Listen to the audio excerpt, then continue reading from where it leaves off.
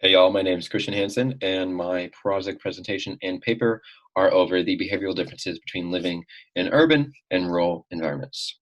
So to start off, I just wanted to talk about this new urban environment that is currently being created all across the world. Um, Urban sprawl is an issue that many animal species are facing throughout the world. Their habitats are being destroyed for urban development, like housing, agriculture, resource collection, mining, all that kind of stuff.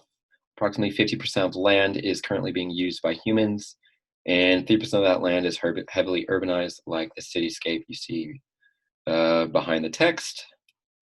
These statistics were actually taken about 15 years ago, so they're kind of outdated right now, and they can only have increased. Uh, our population is increasing at an exponential level, so we need the resources in order to sustain this population.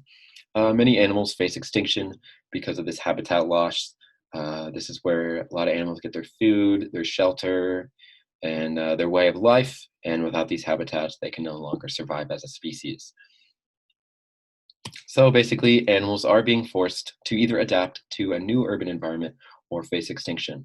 However, many animals have already adapted pretty well through different behavioral and physical changes.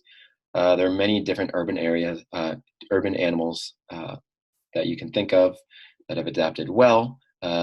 Some that come to my mind are pigeons. I know they're not mammals. So pigeons, rats, squirrels, foxes, any kind of those nocturnal city animals that you could think of.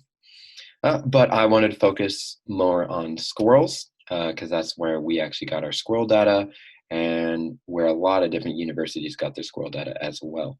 And I figured that would be a great statistic to use for this presentation.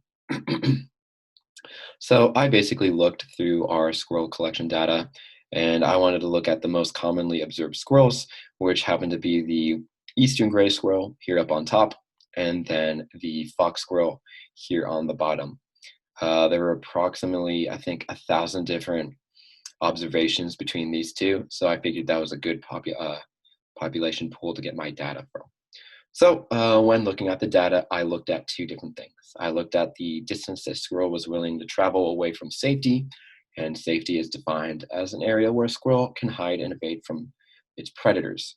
And then I also looked at the biome that these squirrels were located in, and some biomes were more urbanized and some were more rural. So that's what I did. I divided those biomes into two different groups, urban areas and rural areas.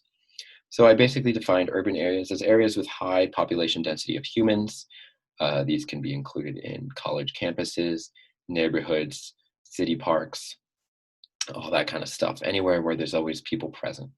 And then rural areas are defined as areas with low to no population of humans.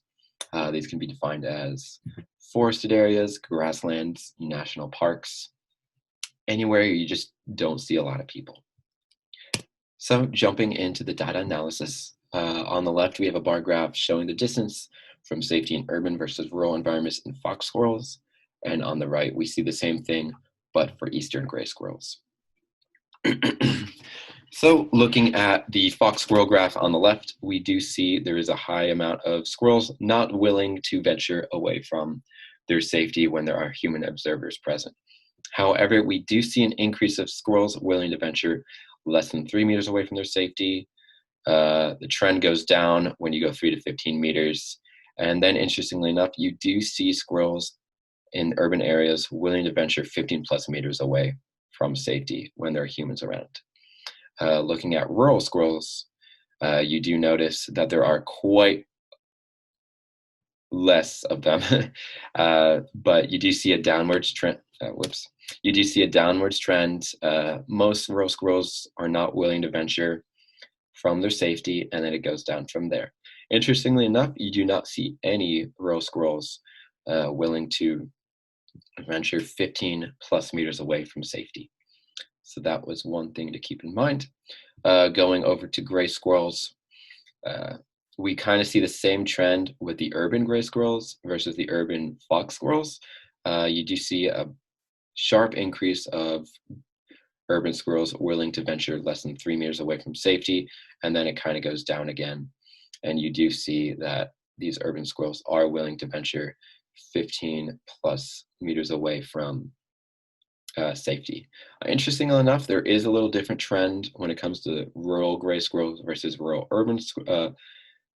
fox squirrels. Sorry, it does kind of increase similar in trend to the urban data, but however, you do not see any rural squirrels willing to venture 15 plus meters away from safety.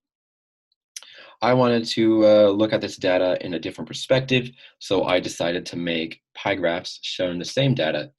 On the left here, we have fox squirrels, we have urban up here, rural down here, and on the right, we have gray squirrels, urban on top, and rural on the bottom.